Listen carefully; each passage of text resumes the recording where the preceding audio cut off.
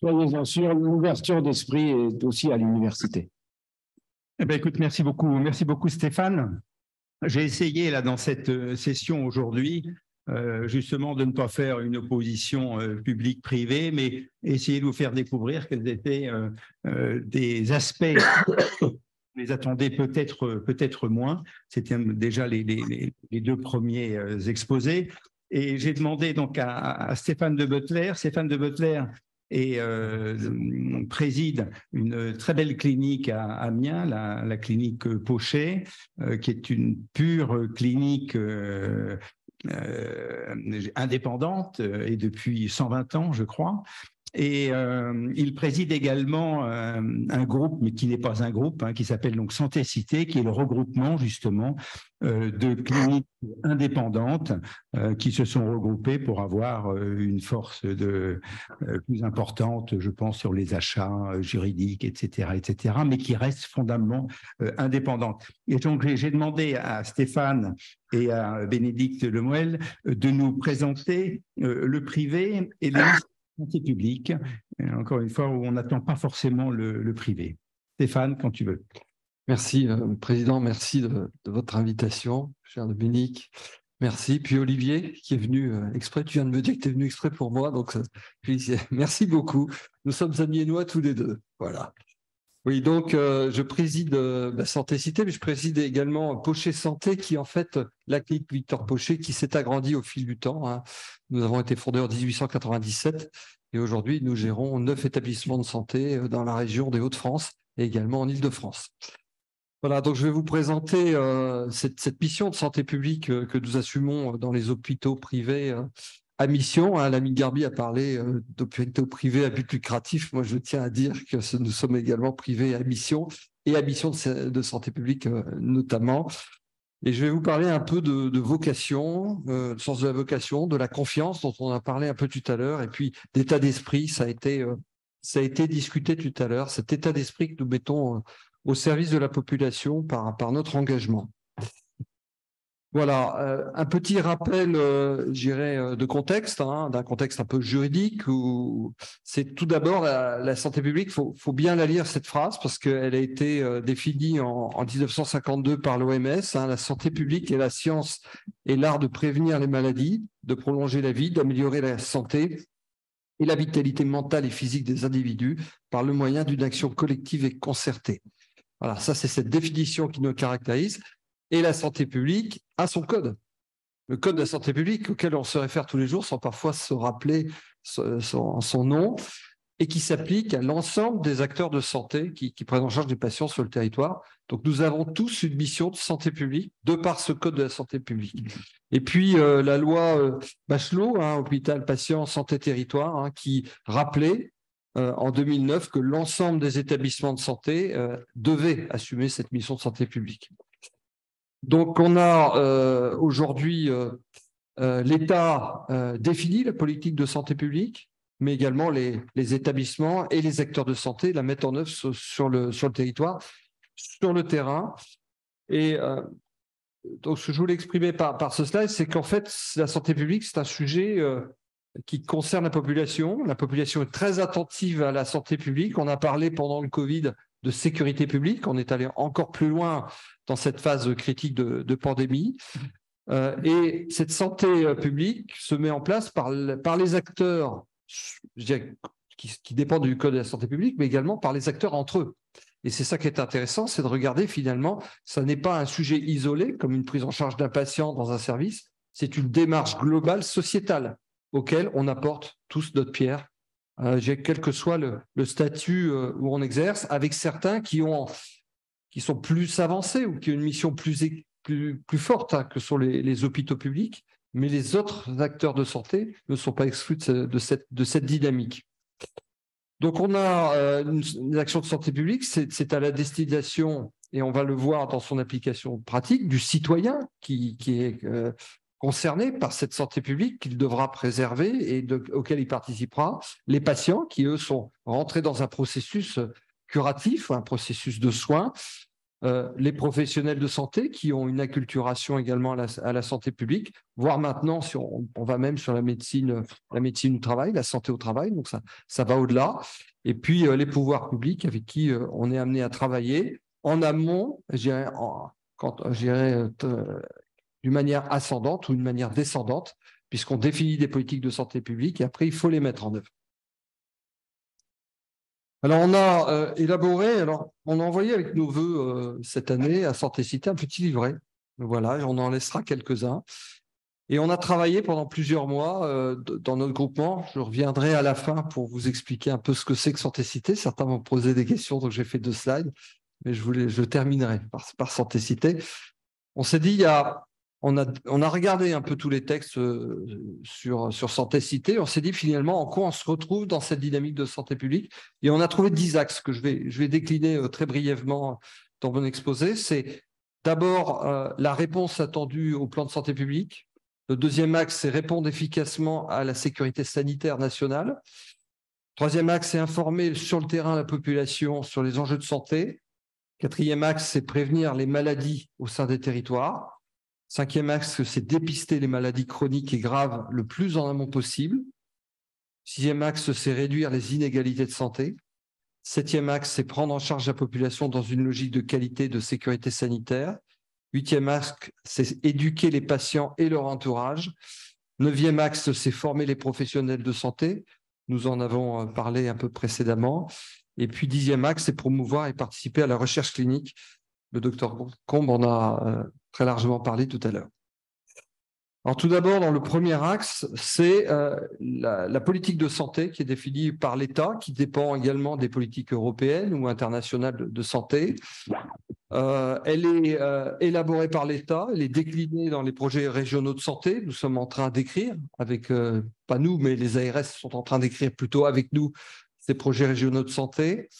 Donc, on va décliner ces axes de santé publique et puis on va les décliner après sur le terrain, au niveau politique également, dans les projets d'établissement des hôpitaux, mais également des autres structures.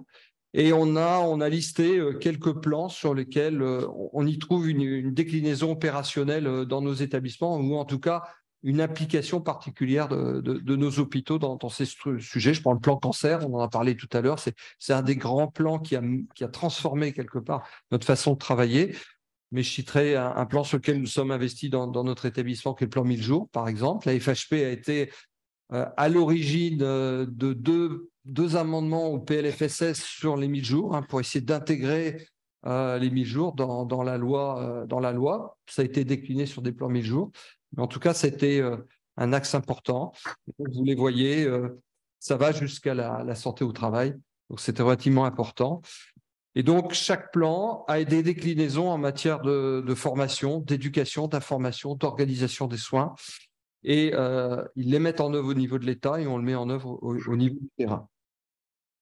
Le deuxième sujet qui est principal et qu'on a vu notamment pendant la période pandémique, qui est répondre efficacement à la sécurité sanitaire nationale, c'est-à-dire que les hôpitaux ont été en front pendant la période Covid. On organise des plans blancs. On a upgradé, comme c'était dit tout à l'heure, nos réanimations principalement chirurgicales en réanimation médicale pendant le Covid. Donc, il y a tout un investissement des acteurs de santé privés dans ces plans, aux côtés des hôpitaux publics, dans une logique notamment des CHU, dans une logique de gradation des soins. Et c'était particulièrement bien organisé dans certains territoires, pas tous les territoires, pendant cette période pandémique. On a également un plan qui est en train d'arriver, auquel on est formé, c'est les JO 2024, par exemple, où les ARS ont sélectionné un certain nombre d'hôpitaux privés pour former leurs équipes au NRBC, permettant de gérer des situations d'attentats qui pourraient se passer sur des lieux de sport, de rencontres sportives. Et donc, on est sollicité sur tout le territoire nord au niveau de la sécurisation. Vous voyez des photos de réanimation chirurgicale d'un établissement de santé, également du vaccinodrome de la clinique de la mine Garbi à Saint-Jean, qui a été relativement innové dans cette période de vaccination, où les établissements ont également organisé, comme les établissements publics ou les municipalités, de la vaccination pour la population. Le troisième sujet sur lequel on est particulièrement visible, on est particulièrement mobilisé, ce sont l'information de la population. Alors, c'est une information générale qui se fait sur nos lieux hospitaliers, mais également en ville. Vous voyez, par exemple, également dans la photo en haut à droite, c'est une photo qui a été prise sur l'autopalpation pour détecter le cancer du sein. C'est à l'école supérieure de commerce d'Amiens, donc vis-à-vis des étudiants également, puisqu'il faut toucher aujourd'hui les jeunes de plus en plus en amont. Vous avez également des informations qui se font là c'était des journaux en bas à droite, ça a été en ville sur la prévention du cancer du sein. Vous avez également dans les photos milieu à gauche, c'est une information qui s'est faite sur le Rhin, donc à Toulouse. Et donc, on a les hôpitaux privés, leurs équipes sont extrêmement engagées, comme les hôpitaux publics, hein, c'est pas un domaine exclusif, hein, mais sont extrêmement et de plus en plus engagés lors notamment des journées internationales pour sensibiliser la population et inciter la population à la vigilance et au dépistage notamment. Voilà, on agit également sur les lieux de soins sans tabac, sur le travail au niveau des 1000 jours encore, sur la consommation des antibiotiques, sur la prévention de la mort inattendue du nourrisson. Hein. Aujourd'hui, c'est un bébé mort pour 100 000 habitants par an. C'est peu et c'est beaucoup trop. Et donc, c'est l'éducation de la population qui permet d'éviter ce genre d'accidents qui sont dramatiques pour les familles et qui sont évitables. L'autre axe sur lequel nous travaillons, c'est la prévention des maladies. Hein. Donc ça, on va un peu plus loin dans le niveau d'information et d'accompagnement. Et là, on est plus sur le patient, sur la population ciblée. Et donc, l'objectif, c'est d'orienter la population vers des actes réels qui permettent de mieux faire face à la prévention et surtout de détecter, grâce à cette prévention, le plus en amont possible les maladies ou d'avoir des comportements qui évitent de rentrer dans la phase de la maladie. Donc là, on est sur quelque chose de beaucoup plus proche du malade. Et donc, on travaille notamment sur le cancer colorectal, l'endométriose, la BPCO, la vaccination également, l'allaitement maternel, l'hypertension, l'insuffisance rénale chronique, le sommeil, le diabète, la douleur. C'est autant de domaines sur lesquels nos professionnels sont très mobilisés. Vous avez une photo d'Horace Roman, par exemple, qui est un des leaders européens de l'endométriose et qui s'investit fortement dans cette prévention. Il est également président du comité scientifique de notre groupement de recherche. Le dépistage, on monte encore d'un cran, on s'approche encore plus d'un patient.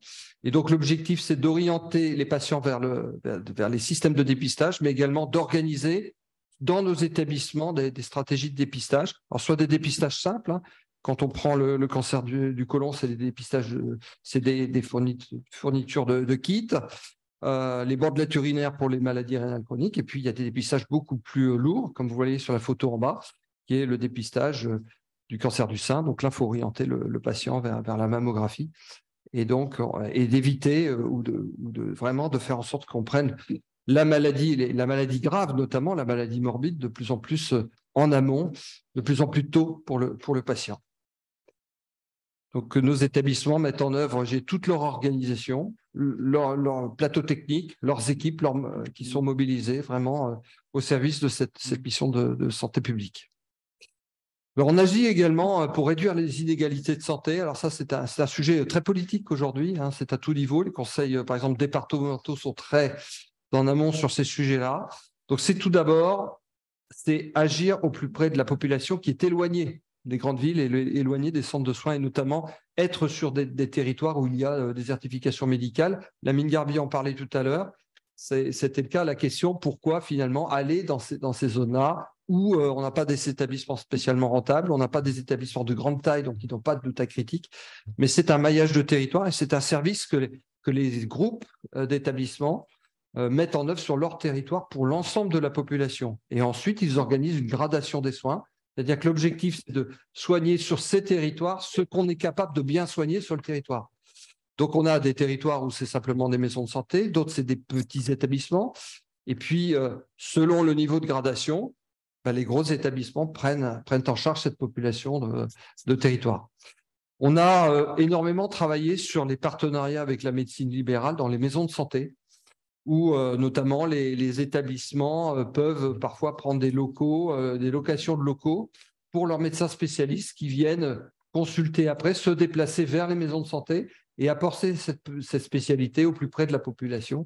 Et ça, c'est quelque chose qui commence à prendre vraiment le pli, je dirais, depuis 5 ans à 10 ans dans les hôpitaux privés. Et c'est un vrai partenariat aujourd'hui avec la médecine libérale. Et les différentes maisons de santé qui existent, on a des maisons de santé qui sont gérées par des médecins, d'autres qui sont gérées par des communes. Donc, on a vraiment un panel très différent. Et dans toutes ces maisons de santé, je dirais, il est possible aujourd'hui de travailler en coopération avec la médecine libérale. On a également une attention particulière sur le handicap. On commence à avoir vraiment des qualités de prise en charge. Dans mon établissement, par exemple, on va organiser la prise en charge des patients sourds. Et c'est une mission que nous a confiée l'ARS, où on dépêche des interprètes pour les patients qui vont en consultation, quel que soit le lieu de consultation. C'est un hôpital, c'est une maison de santé, c'est un centre de radiologie. Un patient est sourd, il a du mal à communiquer avec son médecin, on est capable de dépêcher un interprète. Et parfois, ce sont des missions qui sont, dans notre cas, confiées par l'ARS à notre établissement. Donc ça, c'est le handicap sourd. Bien évidemment, il y a d'autres handicaps sur lesquels on essaie d'intervenir. Mais donc, c'est vraiment de permettre à toutes les populations, même éloignées, de bénéficier d'un service de soins de qualité. On prend également, on a une attention particulière à la sécurité et à la qualité de la prise en charge. Ça, c'est une attention permanente, c'est une obsession, je dirais, de nos équipes. Bien évidemment, on participe à la PDSES, la permanence des soins en établissement de santé. On a beaucoup d'équipes qui assurent cette permanence 24/24 dans les établissements de santé. Alors, il y a des spécialités plus ou moins critiques. C'est clair que l'anesthésie, la pédiatrie, la gynécologie obstétrique sont des spécialités qui sont vraiment sous tension 24/24, la cardiologie également. Et on a des spécialités qui interviennent en astreinte, notamment, qui sont, par exemple, la digestif, l'orthopédie, l'urologie. Et donc, toutes ces spécialités sont exercées également dans les hôpitaux privés, d'une manière moins large que les hôpitaux publics. Mais nos médecins, ils sont très attentifs et ils participent à ces actions. Ils sont d'ailleurs reconnus dans les plans des agences de santé. Bien évidemment, les établissements privés travaillent dans une logique de gradation des soins et de niveau. Je vois par exemple sur la maternité, beaucoup d'établissements privés sont de type 2 et en réfèrent aux établissements de type 3 qui sont généralement dans les centres hospitaliers. Vous regardez, je suis bon dans le temps? Oui. Il faut que je me dépêche. Il y a 0 normalement. Je vais essayer d'aller plus vite. Voilà, on a une mission également d'éducation des patients par l'organisation de programmes d'éducation thérapeutique, d'ateliers également. Et donc, ça fait partie de la vie de plus en plus qui s'amplifie d'ailleurs avec le développement de certaines spécialités. Donc, on est aujourd'hui dans l'éducation à la santé au sein de nos établissements. La formation des professionnels de santé, on vient d'en parler. On rajoutera peut-être les EPU, qui sont aujourd'hui une vraie dynamique. Vous voyez quelques photos d'EPU qui sont dans des environnements très conviviaux, mais qui laissent passer des messages très importants entre les spécialistes et les médecins traitants et les paramédicaux. Mais également les internes, on en a parlé, mais également on souhaite se développer sur les internes en pharmacie dans nos établissements. On développe également beaucoup de formations pour les paramédicaux. On accueille énormément d'aides-soignants et d'infirmiers dans nos établissements. Participer à la recherche clinique, c'est important. On a sur Santé Cité un groupement de recherche qui s'appelle CERI. Alors, on ne fonctionne pas par territoire, mais on fonctionne plutôt par spécialité. C'est plutôt notre façon de fonctionner. On a également donc des publications, on a également des essais cliniques. Et on est particulièrement, notre spécialité, ce n'est pas l'oncologie, on en a, mais c'est surtout la cardiologie sur laquelle on est très présent. Et puis, on a des médecins qui font des publications. Alors, on travaille également en partenariat avec des universités sur certains protocoles. Et puis, on travaille avec aussi Wilco, qui est un incubateur, un accélérateur de start-up, parce qu'il faudra aussi aider les start-up à être de plus en plus présents pour travailler sur la modernisation de l'industrie de santé. Alors, on agit sur le terrain à Santé Cité et je dirais et dans les établissements privés, c'est important parce que sur le terrain, c'est là où on arrive à attraper le patient. C'est là où il est réceptif, c'est là où il est confronté à des professionnels de santé qui savent. Et les campagnes nationales ne suffisent pas. Il faut aujourd'hui être sur le terrain et répondre directement aux patients. Et c'est pour ça que pour nous, la prévention de santé publique, c'est tous les acteurs de santé et c'est sur le terrain que ça doit se passer. Et c'est là où on a le maximum d'efficacité parce que c'est un professionnel de santé qui parle à un patient. Il a les arguments, il sait de quoi il parle et il sait répondre aux patients. Et ça, il faut vraiment investir sur ce sujet-là au niveau de la France. On a également des professionnels, et je voudrais saluer leur engagement, qui sont extrêmement mobilisés, que ce soit des soignants paramédicaux, des médecins. C'est leur vocation. Ils vivent pour cela. Voilà, je vous présente Santé Cité, et après je répondrai à vos questions. Quelques photos, quelques chiffres, et j'en arrête là. Merci beaucoup. Voilà. Bravo, c'était très clair, très complet. Finalement, vous avez répondu, alors ils ont toujours tort, hein, M. Garbi a eu tort de partir, mais tout à l'heure, il nous a dit on est exclu du service public hospitalier. Oui. On est exclu du service public. Eh bien, vous venez de lui répondre de façon très positive en nous démontrant que vous participiez totalement au service public et je vous remercie de l'avoir fait si clairement. On est exclu de la reconnaissance officielle de participer au service public hospitalier. Et donc, à ce titre, on est exclu statutairement. C'est-à-dire qu'à un moment, quand il va y avoir des accompagnements d'hôpitaux sur certaines actions, on ne peut pas prétendre à ces accompagnements parce qu'on est exclu du service public hospitalier. Et on exclut souvent pour un principe, c'est qu'on nous dit que nos médecins pratiquent les compléments d'honoraires. Et ça nous exclut de facto. Or, les compléments d'honoraires sont aussi pratiqués dans le service public, dans les établissements publics. Ça, c'est un problème de statut et ce n'est pas un problème de mission. Et le message qu'on fait passer, c'est on en fait, mais on est exclu. Alors, c'est une discussion qui nous emmènerait loin et que je n'ai pas forcément envie d'avoir, mais dans la permanence de soins à laquelle vous participez complètement, il n'y a pas de complément d'honoraire, que je sache. Dans la permanence de soins. Il n'y en a pas. Dans les services d'urgence, il n'y en a pas. Donc, alors, je vois qu'il y a des mots de doute. Alors, il y a juste une petite question, s'il vous plaît, parce que nous avons vraiment 12 minutes de retard sur le programme et ça va être difficile à rattraper. Je ne voudrais pas que ça se fasse au détriment des orateurs. C'est à propos des déserts médicaux et de la fermeture des petites maternités. Je voudrais voir quelles sont les conséquences de la loi RIST qui plafonne le tarif des intérimaires. J'ai fait un petit calcul, c'est un peu moins de 60 € de l'heure.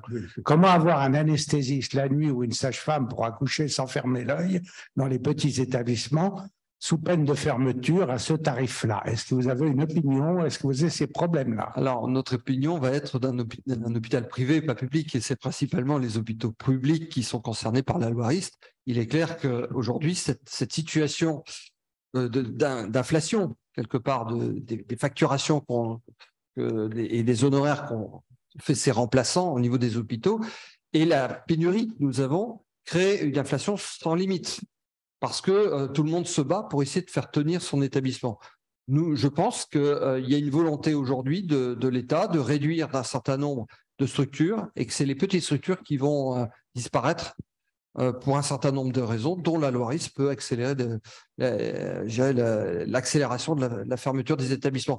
J'étais très surpris des discussions de PRS dans lesquelles je suis présent dans les Hauts-de-France, où on a des ARS aujourd'hui qui disent on ne va plus pouvoir gérer la décision d'ouverture et de fermeture d'un établissement, on va la constater et on essaiera de limiter les effets. C'est-à-dire qu'on commence à avoir un État qui n'est plus organisateur de la planification, de l'organisation des soins, mais qui est aujourd'hui, qui essaie de gérer simplement les conséquences de cette organisation liées à un constat de réalité, qui est s'il n'y a pas de médecin, on ferme. Voilà, mais aussi d'assurer la continuité du service public. Là, il faut aussi le dire, et que ça a un coût. Voilà, je crois que le débat, on le connaît tous, il nous entraînerait certainement très loin. Donc, on vous remercie beaucoup pour votre présentation très claire. Merci à vous.